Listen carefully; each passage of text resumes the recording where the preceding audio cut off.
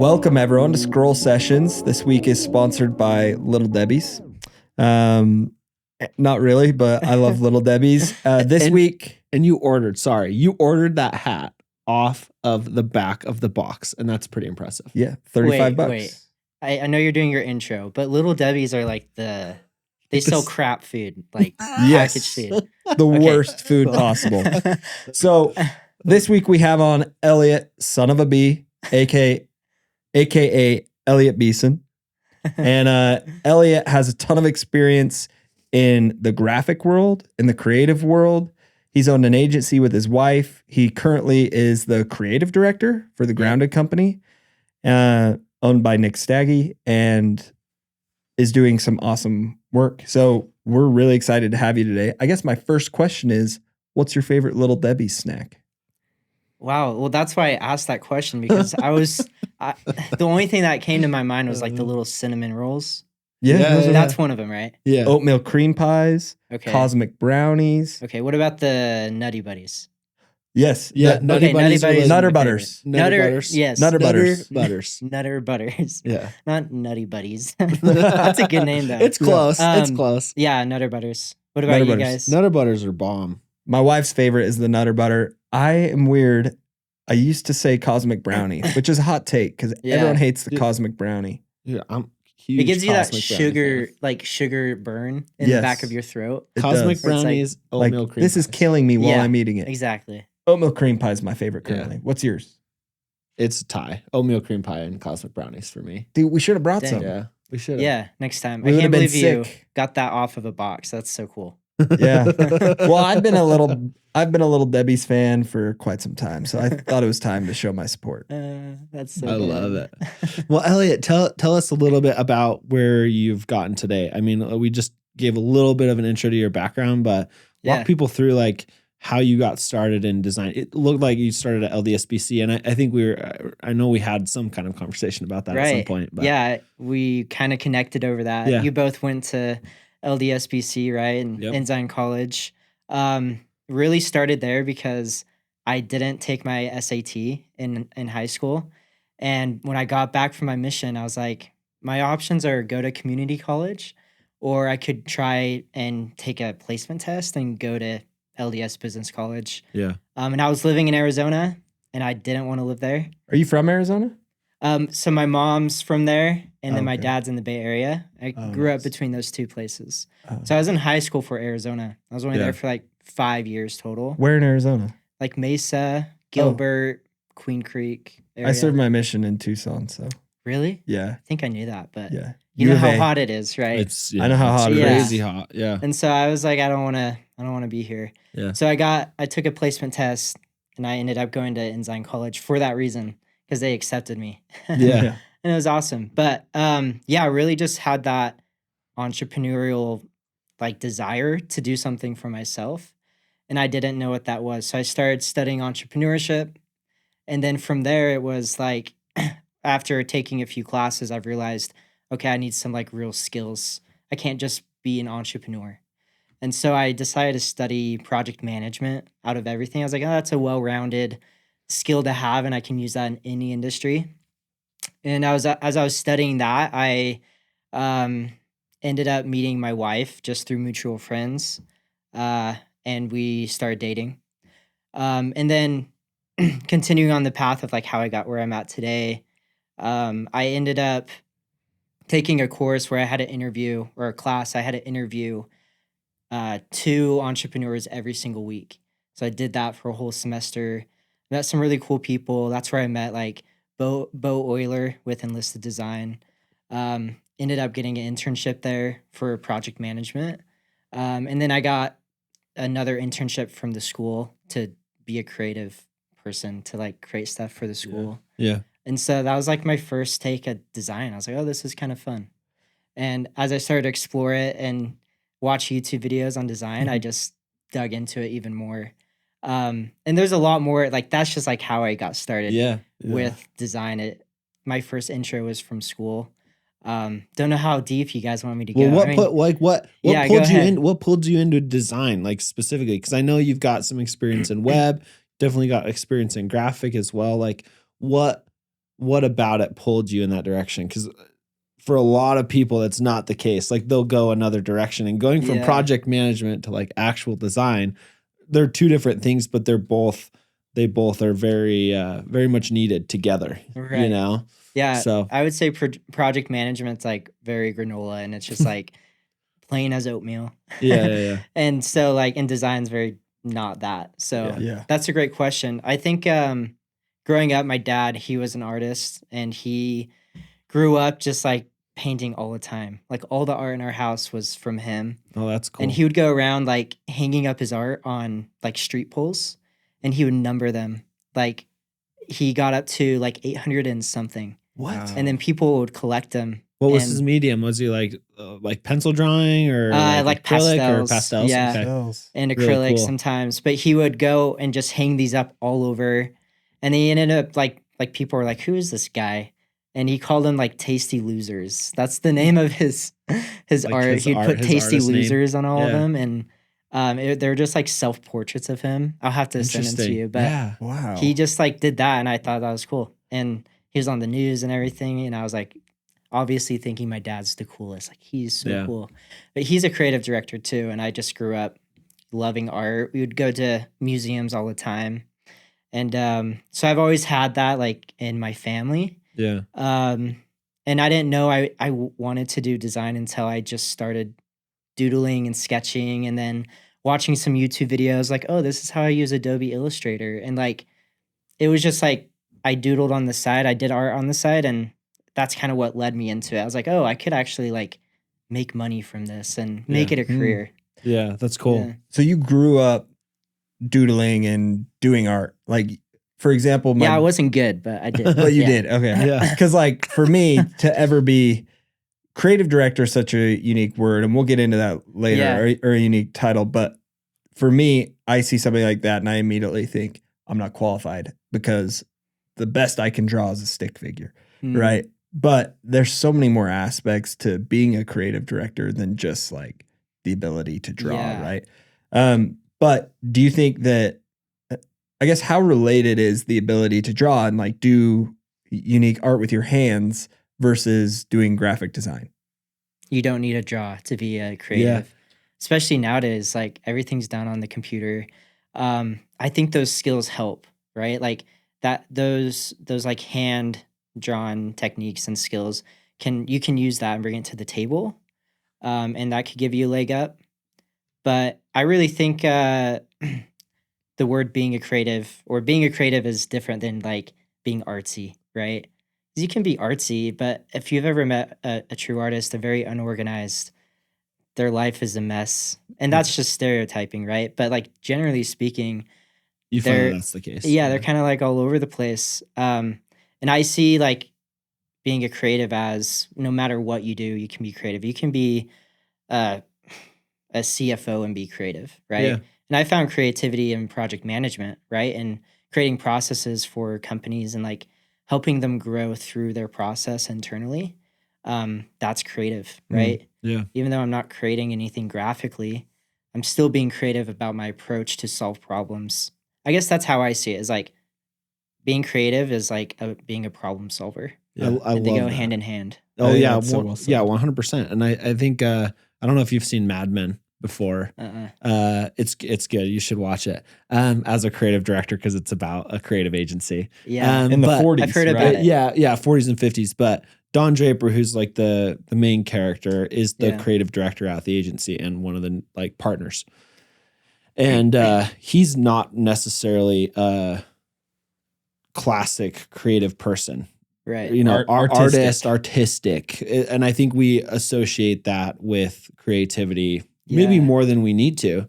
But all of us have the ability to be creative. But his part, and I think a really good role as a creative director, and I think you play this well, is you're an organizer of ideas and or the idea person yourself. Yeah. And you direct the team and the actual creatives to then execute that idea to its perfection, more or Exactly. less.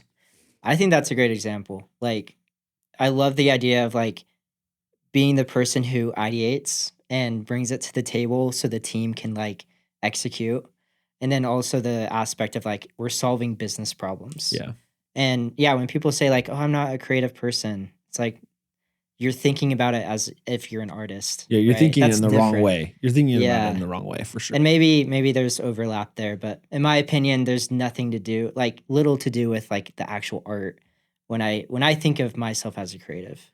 That I love that you said that, because for the longest time I struggled being in marketing. I thought I also have to be a creative person, where I always felt like I was really analytical. Like I love the numbers, I love the Right. CRM, I love project management.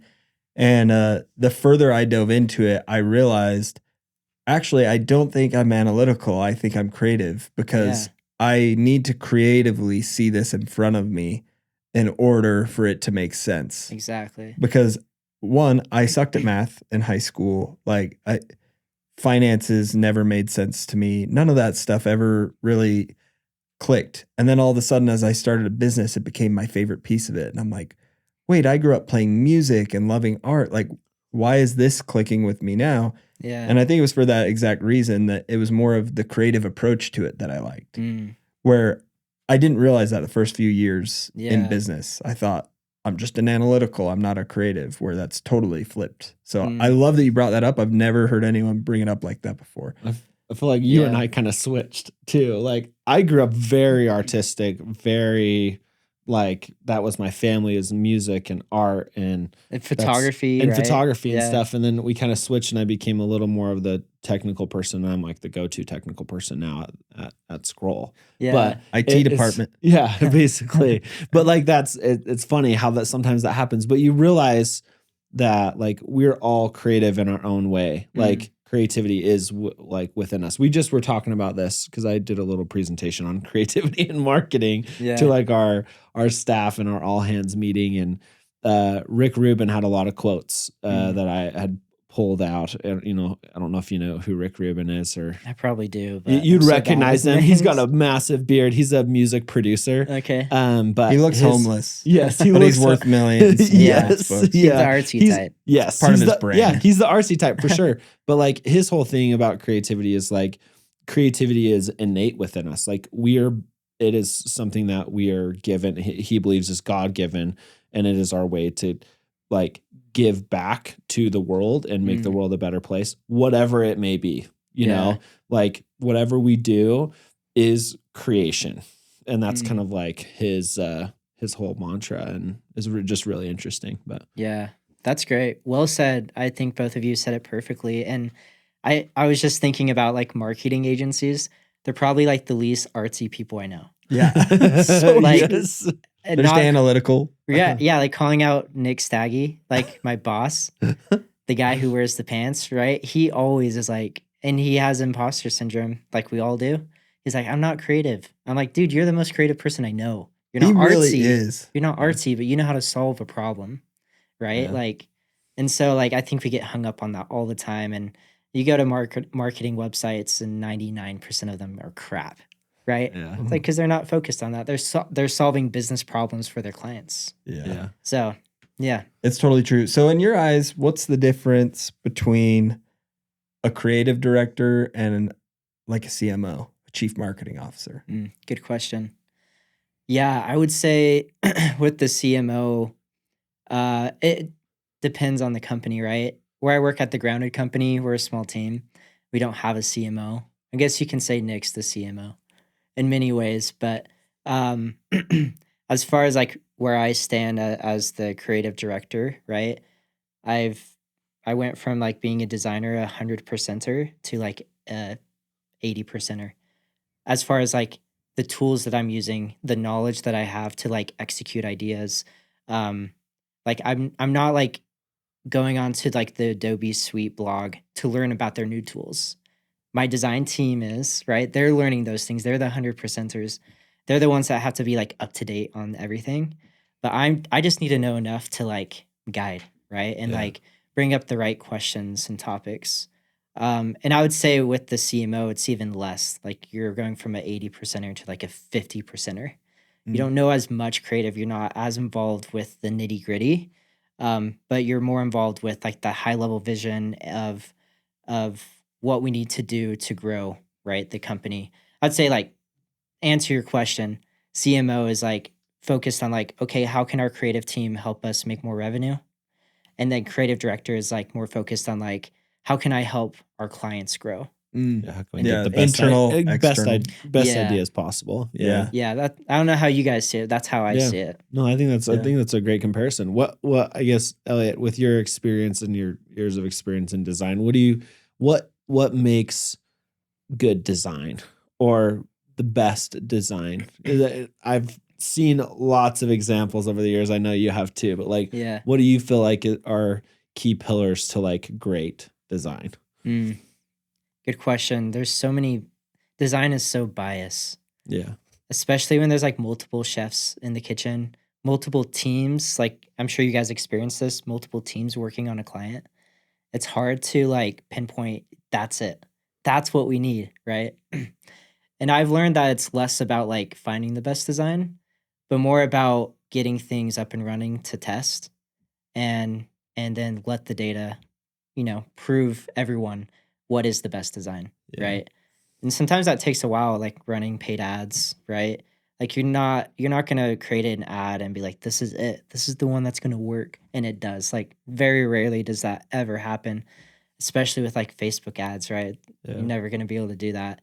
So I guess the best creative is the creative that you have a strong why behind. Like we're creating this creative to test this hypothesis or to boost conversion or whatever it is, and that strong why will lead into like creating the best creative possible after you go through iterations and tests.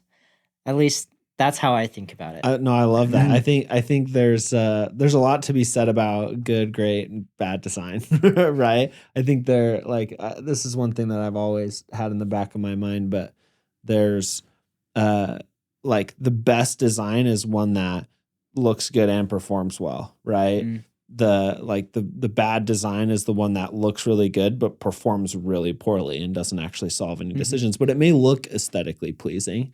Yeah. And then you've got the middle of the road where it may not look great but performs okay. I think you're exactly right. Like let the data show, Yeah. And Science. It's science. Yeah, exactly. It really is when it comes down to it. And Yeah. Going back to, I'm going to use the Mad Men example again. Like Don Draper comes up with this idea for Kodak, which is one of their clients at the time, and they come up with this idea that they've put through, and this is back in the 40s, like digital wasn't a thing. TV was barely a thing, not even. And so it was print, right? Like print was everything. And they come up with this idea to release this carousel for like slide film. Yeah. And it was brand new, and Kodak tried to do it on their own, and it just flopped and failed. And Don Draper comes up with this idea that's extraordinarily emotional. And he's like, the carousel is like our memories in person, basically. And he comes up with this very highly emotional idea. They market test it, back when that's still definitely a thing now, but we just do it faster with Facebook ads instead of like testing it to like, a target market and bringing them in. Totally. And he tests it, and like everybody that watches their ad and reads the print material gets really emotional. And he's like, okay, we found our idea. Like, this is what we're going to do. And then they release it in the show, and it, makes Kodak a household name at that point. Really? And like, I think even then they were still testing ideas and testing and finding the best data and then moving forward. But yeah, I think good design has that conversion aspect, and it's backed by data, and it's emotional at the heart of it. Is that a true story? I know that a lot of the marketing pieces within Mad Men are loosely based on true stories, because they deal with a lot of the tobacco industry, and a lot of that is based on true stories. And then they have some other stuff that they pull. Kodak one? I believe the Kodak one is based on a true story. That's I could be wrong. Talmadge, you may need to look it up and correct me, but I'm pretty darn sure it's like loosely based on a true story. But that's really cool. Yeah, I agree. I I like the emotional add-on that you put in there, Dan, because I think internally when we're meeting with clients and we're brainstorming ideas, it gets emotional, right? Mhm. And I've said this before, but like you always have to have a strong why, and we need to be having 2 conversations about the why every time we have a conversation about the what, right? And make it really focused on like, okay, but why are we doing this? Why are we testing this? And sometimes it's annoying too, like when we're on client calls and that we've gone through iterations of testing, and it's like, guys, at the end of the day, all these ideas are cool, but we just need to test one. Just pick one. Let's just do it. Let's just do it. Let's move forward. Come on. And that's when we start seeing traction, right? And sometimes it takes a while to get there, and sometimes it's like, okay, we're not gonna go crazy on the ideas. Let's just test this first and then move on.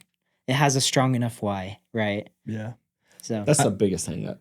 Yeah. yeah, Thanks, Talmadge. It is based on a true story. Yeah. So it is. There you go. Yeah. that's awesome. Inspired by and based on. Ooh, which one?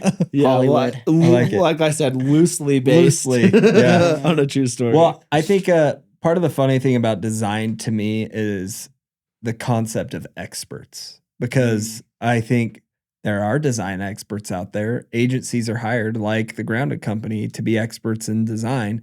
But at the same time, you almost want to roll your eyes at the idea of like an idea from the inside is never as good as a consumer opinion, right? Like consumer opinion is always going to be what you should listen to. Yeah. Versus saying, for example, I don't have a story, but an example would be Apple, right? Like actually a good example is Apple and the consumer feedback. They got rid of every port on their computer. Because they're like, aesthetically, it looks way better, guys. And this is the decision we're going to make. We're going to the USB-C and we're getting rid of like the HDMI plugin. Like all that is a waste. We're going wireless with everything. Yeah. Consumer feedback was, we hate this. We are using adapters. We want the HDMI plugin. We want to be able to put in our SD cards. So what does Apple do? Literally, the MacBook they just released looks like a 2012 MacBook Pro. Yeah. Yeah. And everyone's like, yes. And Apple can do that because they're a giant. They push the bounds. They absolutely push the bounds of their consumer feedback, and they kind of set the standard for everybody else of like what's going to happen. Right. But they also need to listen to consumer feedback because it was too much. They pushed it too far, too quickly. People weren't ready for it yet. And, it's such an interesting example. Because isn't it Steve Jobs that said people don't know what they want until you show it to them? Yep. Right. So it's like, well, they know they don't want that. Yeah. Right. So it's interesting because design, and in your industry, I'd love to hear like your opinion on this. Like, as an expert, how do you guide and what do you use? Like, what kind of consumer feedback are you using? How much are you trusting in your own opinions? How much do your opinions even matter? Yeah. Like, people don't know what they want until you show it to them. How true is that? All those questions. Like, what are your thoughts on that? Yeah, it's a good question. I was thinking about a project that we recently did. We just redesigned this website for a huge company. They do like packaging for like Prime and for like really big companies like like Logan Paul's Prime. Yeah, Logan Paul's Prime. Not Prime, Amazon Prime. No, Gotcha. Sorry, I should have clarified. No. Glad you knew. And then like Red Vines, they like invented the Oreo package where it's like resealable. Oh, cool. So like they do stuff like that. Yeah. But tell them thank you for keeping my Oreos fresh. Yeah, that nice industrial and design stuff is it's fascinating stuff. Yeah, it's really cool. And so they anyways, we redesigned their site and we did a lot of research into their competitors, but also their consumers, right? And one thing that we did to do that was we talked to the people who are at the call centers. We did interviews with them. We talked to basically anyone who's not like an executive. We wanted to get nitty gritty, and we did probably like 12 to 20 different interviews with employees. We got all these killer insights that drove the creative for the website and like using that data to do that. So that's probably like one of the most recent examples. But the interesting thing is too, like one of the executives came in. It's like, I want to rewrite this page. Like, it was like one, and he just like, I don't love the copy on this. Like, well, we like got all the results, like this is based on your like, customers. yeah, based on your customers and what we collected. And it just went out the door. It's like, I don't care. It was more like, I'm an executive. Let me do what I say. Yeah. And so again, it's like, okay, we'll let you do it. You're the client. You're one of the key stakeholders. But yeah, I think that's probably the best example of I have recently of like, hey, we're basing this off of data and results, and then emotions got involved that led it down a different path. Yeah. And then you gotta say, you just gotta, it's a tough position to be in, because it's like, at the end of the day that it's not going to work, but there's only so much you can do to convince somebody, whether it's the data, whether it's whatever. And sometimes, that person is paying you at the end of the day, but then it comes down to like actual performance. Mm-hmm. And I'm sure he'll come around and, 6 months when he sees it's not performing. Random question. Are you left or right-handed? Left. Okay, I kept seeing you like really fake drawing with your left hand. So I'm left-handed too, and I've always been embarrassed by how terrible of an artist I am. Because everyone always says that people who are left-handed are more creative and like more artistic. Yeah. So that's interesting. You're a creative director and you're left-handed. Did you have to deal with the hand smears? I had to teach myself to be left-handed because I'm just kidding. Really? Okay, I think I'm ambidextrous. No. I actually think I was that way. Because Really? my brother, who's 2.5 years older than me, was left-handed. So when I was born and started growing up, I saw him throwing a ball with the left hand, and he would hand me stuff with left hand. I think that's what made me left-handed. Because I golf right-handed, which is why I suck. If I golf left, I'd be great, right? Uh-huh. And I play guitar right-handed. I didn't know that. But then like I throw and everything left. And so yeah, it's really annoying when you like smear your pencil marks. Yeah, like I'm so glad I'm not hand. in school and I have to write. yes. Yeah. Like I have a computer. Like, Laptops are, they don't discriminate on left or right-handers. Right. I love that. I actually had a boss once who had a trackpad and he used it with his left hand. I was like, you're a weird dude. Like crazy. That's probably the only thing I use with my right hand is like Your my mouse. and my Same. trackpad. Yeah. But like, I was like, why are you using your trackpad on your left hand? And he was right-handed. What? He's like, I don't know. It just feels better. It just like, feels you're better weird. to do it. Yeah. So True. Okay, wait, Yeah. but you grew up kind of in the Bay Area, back and forth, right? So did you ever go to the left-handed store yeah. in San Francisco? I've been there. Yeah, that's there. Well, there's one in Pier 39 Yeah. in San Francisco. I've never bought anything there, but if I were to buy something, it would be left-handed scissors. That's exactly what Scissors I was never gonna work say. for me. Yeah. I cannot cut anything like straight to paper. save my life. Yeah, it just, like, doesn't so cut. silly. And then my wife, right-handed, comes in. Yeah, they can just What? like slide, the scissor Oh, yeah. trick where they just like slide it across the paper. Uh-huh. This is Dude. This is what happens when left-handed people get together. They're like complain about Yeah. all the right-handed rest of the world. Yeah, well, it's all your guys' fault. Yeah, with computers, I don't think about it much, but Yeah. yes, scissors, Yeah. always a Yeah. nightmare. Well, Elliot, to maybe take a different turn in our conversation, like how you've had like an interesting upbringing, personal life. How has that affected your career? Do you let it affect your career? Do you try to keep the two things separate? Like how does that work for like a working professional? Are you just saying in general? Just in like general, and or what's going on in your life right now? Yeah. Thanks for asking. So let me take a sip of water. Yeah. Yeah. You can take 2 sips if you want. Oh, really? Okay. Yeah. Whatever you want to do. Yeah, I feel like there's a lot going on in everyone's life, right? And Yeah. I saw this quote. I think I posted on LinkedIn a couple days ago about like, I forget who it is. We can find it later. That's why I'm bringing it up. Yeah. Because I saw your LinkedIn. You did post, see it. so, Okay, yeah. cool. Kind of blew up. Yeah. Yeah. So like the quote goes something like this, like, isn't it interesting how everything happens on the outside, but we can't see anything in the inside? Like I can smile and be happy, but I could have a lot going on, right? Yeah. And it's just so interesting how we use what we see on the outside to treat people the way we do. And so like You never know. You you never never know what's know. going on.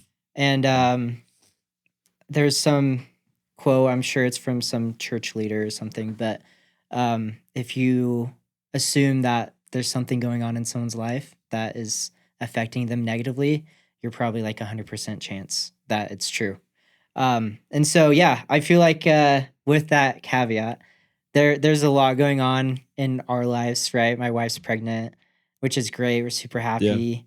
We found out there's like an antibody in like the baby's blood. So meaning like Haley's body, my wife, could attack the baby as if it's a virus. Wait, so this And- happened to my wife. Really? This is my tell me wife about has it. scars on her legs because they had to give her and her mom A blood transfusions. transfusion, yeah. Yeah. Really? So they had to do the invasive surgery and stuff. Yeah, so they had Yeah. transfusions, and that my wife almost wasn't born Wow. because of it, but has those scars because of the transfusion. So Really? I'll have to connect you with. Yeah, I'd love That's to crazy. learn more. I mean, we're That's learning. a rare disorder, like a rare issue. Yeah, there's different like antibodies. This one's like E antibody. So Okay. I think it's between 14 and 20% of births have it. Oh, okay. There's also like a Kell antibody, which the doctor told Way us it more was rare. that at the begining, Yeah. and they had a typo. Oh, So they're like, "Oh, this is pretty serious. It's a Kell Oh, antibody." And we're gosh. like, and we finally see the specialist, and then they're like, "No, it's an E antibody. They had a typo." oh I'm my like, gosh. Come on, guys. So Yeah, come on. not a big fan of Goodness. hospitals, but Yeah, no kidding. Same. yeah, so that's going on, and I think it's just like just play it day by day and see what happens. Do you guys 'cause have to do transfusions, or are you waiting to find out? if they call it the titer of Oh, the yeah. count, like that's how they count the Where it is. antibodies. Yeah. Yeah. And if it gets too high, if the titer's high, then that's when they have to do the blood transfusion. So Okay. they just have to monitor it. Yeah. And we have to pay $400 every time we go. Yeah, dude. Yeah, it's to do crazy, it. bro. Every month, you know. How far It's along fun. is she? She's 14 weeks. Okay. Okay, Yeah. so it's early.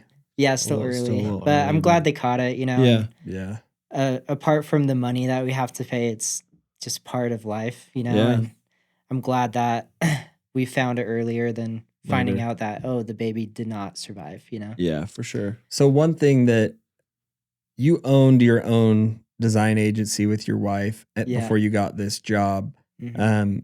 Having all the stuff that happens in our personal lives, right? Like your wife's pregnant, there's complications, you want to be able to be around and available. I guess my question kind of stems from when it comes to work, what is most important to you? Because when you started your own agency, instead of going to that corporate world, you were working with your wife. Right. So have you ever taken a path of like completely normal corporate work life, or have you always kind of tried to take that entrepreneur path, and why? Good question. Yeah, I think when we started our own agency, my wife got laid off while she was pregnant, and it made us realize how insecure or how easy it is to just lose your job like that, right? Like we really don't have any job security. Yeah. And that's when we started talking about like, well, when we have our kid and she's not having a good day, we want to be there for her, right? And so we started like talking about how we can make that work, and the only solution was like, well, I need to be home working, and you know, Yeah. this was like pre-COVID. We didn't know everything was going to happen with work from home and everything, but we're like, yeah, I would love to figure out how I can work from home. And so we started like our own business, being super naive and not knowing. We just kind of figured it out, and it ended up working out just fine. And you were going to school at the time? Yeah, Or- we had like one Yeah. more semester Okay. left, right? So you weren't working a job that you quit. I was. You I were- quit my job, Yeah. and I was making like $38K a year. Actually, it was funny. I got paid $30,000 because I was still in school, Yeah. and I was like, it was a salary job, and I was like, this is sick. I'm a salary. Yeah. Yeah. 30,000, and then I've told that exact same story. Right? Yeah. Where like I Feels dropped so out of school good. and made a salary and was like, dude, I just Yeah. robbed What? the world. Just Like, how did they know? That's good. So yeah, and then like a week later, my boss was like, I'm gonna raise you up to 38K. I was like, 8K raise? That's like almost a third. Like, I'm going on That's vac- awesome. That's almost Dope. 30% raise. Like I'm booking a Disneyland Yeah. trip, man. So I was like excited, but then anyways, that I was working as a project manager. I was managing like a group of engineers as a project manager. So I was doing that. I got a lot of experience. That's when I realized that project management's cool, but it's not as hands-on as I'd like. And I think I've toned down from being an entrepreneur. Like I used to be like, oh, I just want to gung-ho. do it. Yeah, I feel like I got that fulfilled a lot. I fulfilled a lot of that need through running our agency. And now I know this is thrown around on LinkedIn a lot, but entrepreneurial. Mhm. I have that Yeah. entrepreneurial mindset of like, I want to solve problems. I still want to help businesses grow, but I'm doing it for other people now. And I'm Yeah. going to ride that wave for a little bit. To answer your question, like I think it's important to live your life in seasons and like really focus on like right now, I want to really focus on like building boundaries for myself. Mm. And I think if you would ask most people like how do you balance work and life, right? And say, oh well, you just got to figure it out. You know, Just like do it. I Go to think work, that come home. yeah, I think that's the wrong Yeah. question. And I think it's how do you set up boundaries? Because balance, you're never going to be perfectly in balance. But boundaries you can set up like, okay, I'm done at 5 o'clock, or I don't start work until 9. Yeah. And honestly, when I first started at the Grounded company, I would leave my house at 6:20 a.m. and I ride You my bike Yeah, I was gonna say you to the bike to work. train, Yeah. and I get into the office at 7:30, and I have an hour and a half to work up by myself on Grounded. And like I was obsessed with work. And that was for the first 8 months working there. And I've had a lot of talks with Nick, and he's super supportive because I was feeling guilty. I was like, Nick, I want to set up boundaries in my life because I don't think I can sustain working 12 hours a day. And he's like, no one asked you to work this. I didn't ask you to work 12 hours. I appreciate it, but no one asked you to do that. Right. So, yeah, I've been trying to set up those boundaries where I'm protecting my time for my family and reserving that. Yep. But I also realize that sometimes I have to suffer for my craft, right? I have to go and like, sometimes I have to work long hours. Sometimes I'm at Grounded for a long time because stuff's going on. And I think that just comes down to like me being a loyal person, and I'm not sketchy that way. I like to commit to what I say I'll do and to what takes up time in my life. Like I'll commit to those things. So like Yeah. sometimes I'm there late, but most of the time in the last 4 months, I've been trying to set up these boundaries that protect me. Yeah, I think that's super healthy. I think everybody should do that. I mean, and I think in the entrepreneur like stigma / stereotype is, the grind, hustle, do whatever you need to do as long as you need to do it. And to be honest, like it depends on what you want and what Yeah. you need. Like some people are just that way and just want to do that, and that's what they want to do. But it's not necessarily what is maybe good or healthy for another person, Yeah. right? But I do think, moderation in all things is good. I agree, dude. Especially when you have a family. I think when you've got kiddos, when you've got a spouse, whatever, So different. it does. It the mindset changes a little bit. Yeah. Especially as you get older, and I'm not that old by any means, but like when you Max when 45. when you start to get older, you just priorities shift in life, Totally. Yeah. So- And I think it's important too, like if you are married, to communicate that to your spouse, like, hey, Yeah. I'm in this season of life right now where I just got to work. Here's how long I think it's going to take. I think it's going to be a month where I'm going to be having to stay late. And I've learned that the hard way. I always tell Haley, like, man, if we didn't start our own business, I think a lot of these issues and fights that we had running our business together would not have happened until we got, until like we were retired. Right. And it's like kind of Interesting. scary. Like, oh, wow. Like I would have just kept working and only seeing you in the evenings. That's it. In the weekends, we would never have these conversations. So Yeah. huge blessing on that part. Like, so glad we struggled through running our business and figuring out things together, because if not, it wouldn't happen until I was like 50, 60 years old. Yeah, it can go one of two ways. Like I feel like, running a business with your spouse, because I did the same thing with my wife. Like Right. we were photographers together. We were both self-employed after she quit her teaching job. And, we've helped run her art business together and various other things she's wanted to do. And I feel like it can draw you closer. It can push you farther apart. For and I sure. think both, there's And hopefully instances where it does both. Yeah. Yep. And, Seasons. And Seasons. hopefully at the very end, you are able to, grow closer together if you want it to be that way. But that's a definite, being an entrepreneur together with your spouse is a big test. Getting married twice. Yes. Yeah, it really is 100%. Especially like, I feel like you and me are kind of in the same boat. We got, when did you get married?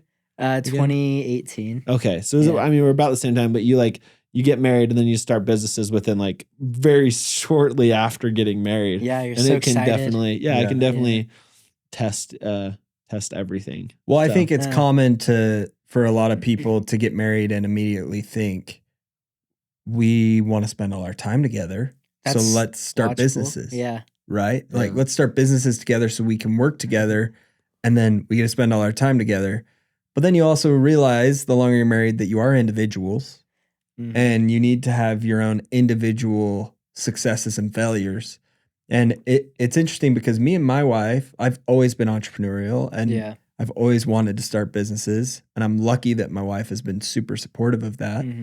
But she has not been entrepreneurial and she's wanted security. And it's been an interesting dynamic of, hey, I had to be upfront with my wife and say, here's the deal. Like, I have to pursue this. I want to pursue it. And here's what I'm going to do. I'm going to quit my job and pursue this because you have a full-time job. So I'm going to rely on you. Yeah. And she was supportive of that, but we never went into business together. We've always done businesses separate. Now I'm in a season where I have a secure income from a job that I've created. Yeah. And my wife quit her job to start her own business, but I'm not necessarily involved there. Yeah. Right. Which I will say the hardest part about it is sometimes not being involved. Because I'll have opinions and say, I would love to help you try and do this. And then on the flip side, this morning, I was about to post on LinkedIn. I asked my wife to make a graphic for my LinkedIn post. And she was like, I don't agree with what you're posting. She's like, I don't like this message. So I don't want to make the graphic. So I'm like, okay. Man, you're a hard client. So then we had to, I'm sitting there making breakfast together and we had to have this conversation about well, here's why I think you should agree with what I'm saying. And that was this morning. That's awesome. But then she tames my ego down and says, hey, no. And that balance is really good. Yeah. But I guess going from working with your spouse, and that was really your only post-college work experience, right? Except for that 38K job. With Bo Euler, right? No, that was with? That was Enlisted Design was your internship. Yeah. I did 4 internships and then that job, the engineered project manager. So job. Switching from your wife being your boss, right? You guys are each other's bosses when you own a business together. To having Nick Staggy be your boss. It's kind of the same thing. Honestly. Yeah. No, but to having a normal boss. But I will say you do work in a very unique situation. I would say the grounded company is probably pretty similar to Scroll, where there's a lot of flexibility. There's a lot of individual growth opportunity where you can build the business. You're a part of building the business. Yeah. How many people work at the grounded company? I think there's about 12 of us right now. So 12 people. We're about the same size. Yeah. And you're the creative director. So it's not this massive corporate entity. What is it like to, work with leadership there, and how flexible is it? How much input do you have? How much are you trusted? Yeah. That's a great, not to call Nick Staggy out. Let's do it. Let's always call Nick. He does. I love Nick to his deepest core. Like so that's why He's I the know best. it's okay to ask these questions. Yeah. I just have to preface it by saying when I decided to get a real job that was not just, our own business, we had a business coach who helped us figure all this out. But it was really Haley wanted to do other things. She had interests that were not being fulfilled through our business. And I came to find out that I wasn't being fully fulfilled through our business either. like there's other things I wanted. Like I wanted to be more involved with the team. I wanted to meet with people like in person and have brainstorm meetings. Like I wasn't getting that working from home. Sense of community. Yeah, sense of community. And I also wanted to work with people and have hard conversations. I feel like being young in my career and starting that business, I didn't have a lot of hard conversations except with clients. And I was always the designer, so I was able to like talk my way through it. Yeah. But I wasn't having hard conversations like every day. I was like, I want more of that. I want to challenge myself. And so when I set out to go find a company to work for, my number one thing was like, I want to find people I want to enjoy working with. And I also want to find an environment that I can grow in, right? And so like I ended up stumbling upon Grounded Company, and Levi Lindsay introduced me to Nick, and that's how we got connected. And yeah, I think the culture there was really interesting. When I first got brought on to the company, there's no process. We had Nick was like paying for ClickUp, the project management tool, Yeah. but no one used it. And it was just like sitting there. And I was like, the first thing I want to do is just like create new processes. But I took a step back, just like, let me just see how it goes for a week. And after a week, I was like, okay, now we got like way more to work on than I thought. But it was interesting as we started changing things, the employees started to get sour. The culture started to change, and like people started dropping off. And to the point where it was literally the only person left was Adam Tarr. He's the art director at the Grounded Company. He's the only one there that is that has been there longer than I have, except for Nick, right? Yeah. So the culture changed, and that was so interesting. And then we hired new people, and now our culture is like, this is amazing. Like we were talking at lunch the other day with the designers, and they're like, man, it's going to be so hard. Like when someone leaves here, there's going to be a huge hole. If anyone leaves here, like everyone here adds so much to the culture. So it's been cool to see that. And Nick has given so much trust to me to just like, hey, build whatever the heck you want. I remember one time I came to Nick, and this was like 2 months after I started. It's like, hey, we want Fridays off. And I think this stemmed from you guys. Sorry, Probably. Nick. Yeah. Nick's trying to copy us. I was like, I saw you guys post about that, and you post about it frequently. I was like, that's sick. I want Fridays off. And I think also, yeah, there's this idea of rest, right? You get burnt out a lot. Yeah.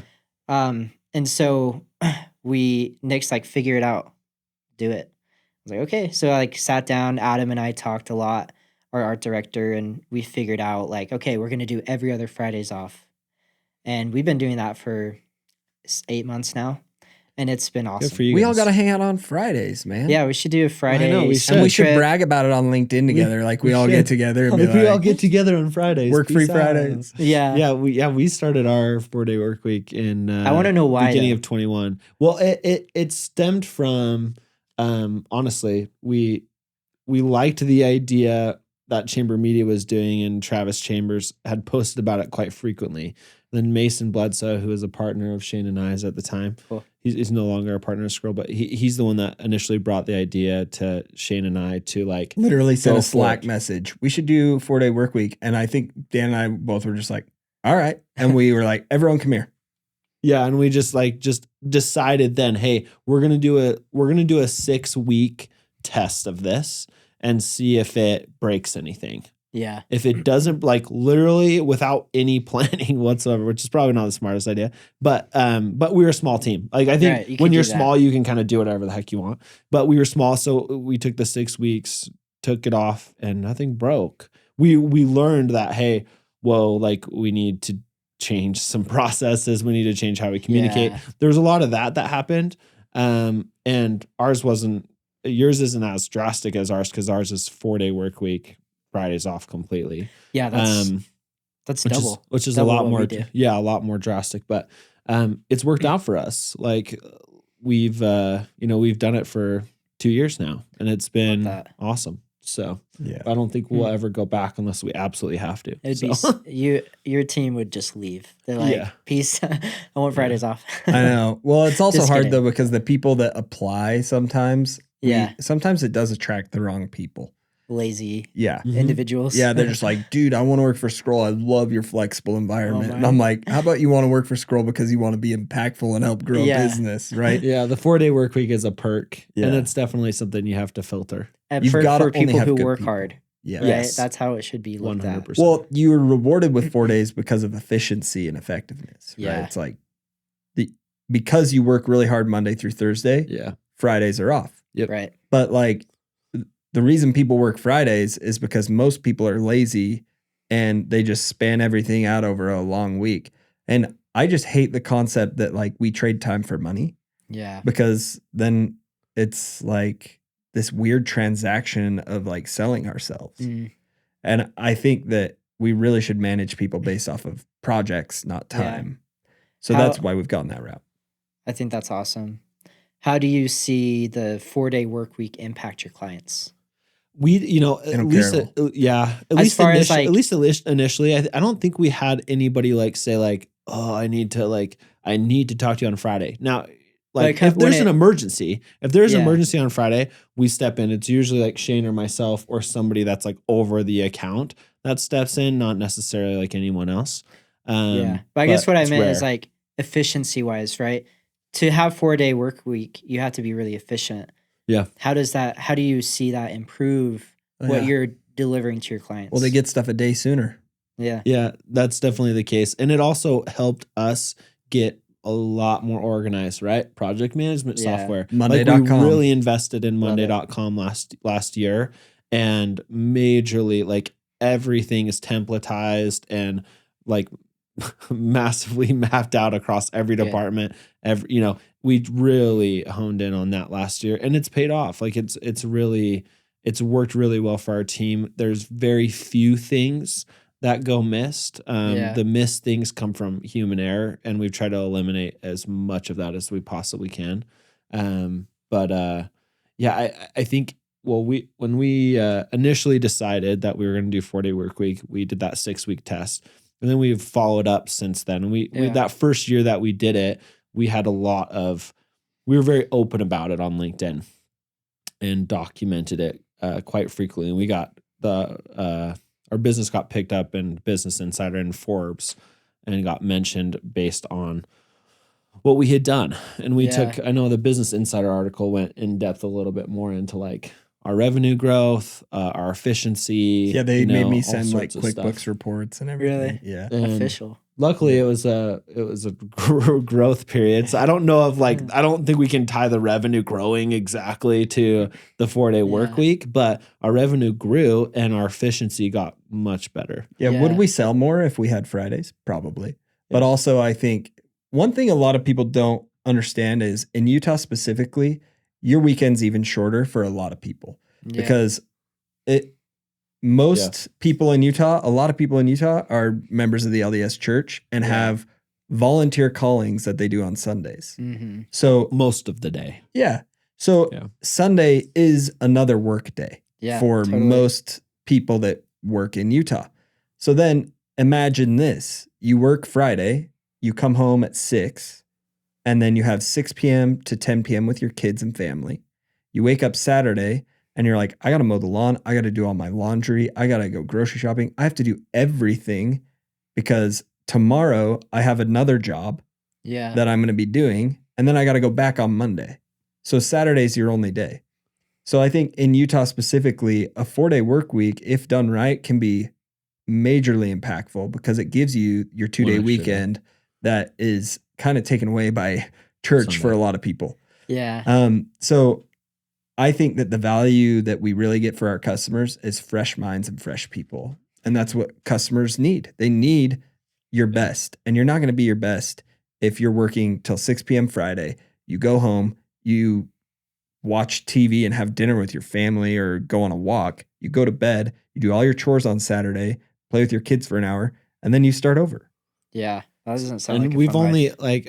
literally, I can probably count on one hand the amount of people who've maybe potentially complained about it. And even then, eliminate that one hand number in half because after really fully explaining everything, they start to get it and they realize it. And I think the last few people that we've just had really major problems with are in just really toxic work environments and have, a big problem with that, or not being Yeah. able to get in touch, or over expectation. Like setting the expectations up front with the clients, because it's all over So it's on important. our website. It is in our initial decks that we talk about, like our communication protocols. Like this is who we are before you ever start working with us. Like this is what to expect. You said that up front, and you won't have problems. And if you are going to have problems, that's on you, because it's a culture mismatch with your client. Yeah. Yeah. So, Are you ever going to regret taking a Friday with your family? No. But Yeah. you'll regret a lot of worked Fridays. So Yeah. could we grow more? Yeah. Could we have more customer calls on Fridays? Sure. But like, I'd rather not regret my Fridays. I'd rather have a good time, Yeah. So No- we're lucky. That's awesome. Yeah, thank you for inspiring the Grounded Company to Yeah. make that leap. We're not every Friday, but every other is a huge. It's still Well, maybe huge, you're so- inspiring us, we'll tame it back and go to I love it. No, I'm just kidding. Well, Elliot, what's next for you? Like what's Yeah. on the horizon for you? Oh, great question.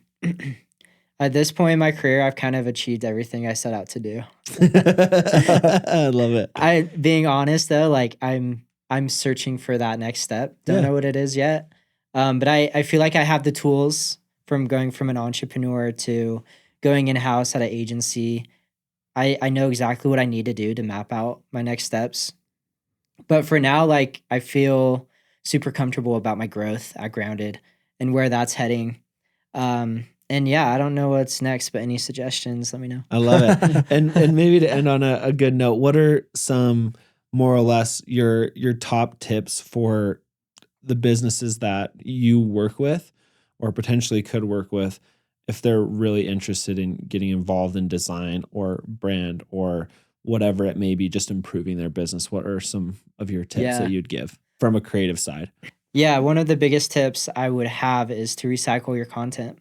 Like if you create an ad, use that in a blog post, use it as a landing page, use it as a social media post, right? If that ad performs well, right? I think we're so focused on like creating as many. I'm just using ads as an example, right? Like let's just create as many ads as we can. Well, let's create a handful, and once one takes off, let's create an ecosystem around that. And if you are strategic with that, you can make a lot more money, and it's not too expensive to do, right? You can, if you don't have an agency of record, you can hire that stuff out to do a landing page, to do a blog, right? And like recycle that content, make as much money as you can off of that one winning asset. And you'll find that a lot of your time will get eaten up by that. And that's okay, because you have the data, it's performing well. Grow it, right? Don't just run it until it dies and then okay, well, let's find something else that's new. Yeah. We got to be really strategic with those winning assets. Otherwise, you're going to burn yourself out trying to just play the game of like New stuff all the yeah, time. new stuff.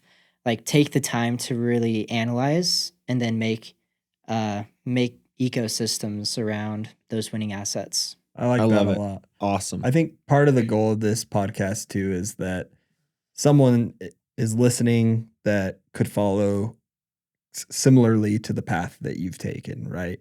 So to that person, what advice do you have? Yeah.